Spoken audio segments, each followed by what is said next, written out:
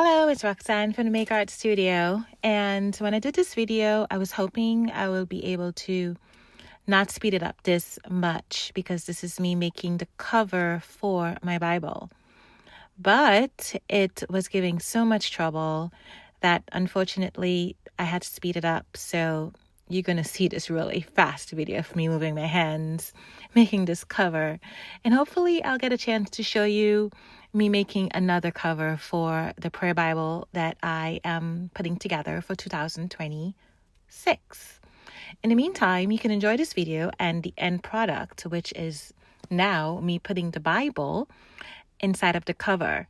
And that little purse that you see, little sock thing that you see on my right is actually a pen case that I made out of a leg warmer, and I thought it was so cute. But anyway, this is how the Bible came out, and this is the little pen case. And stay tuned for more as I continue decorating this Bible. Thank you so much for watching, and don't forget, like and follow. Bye.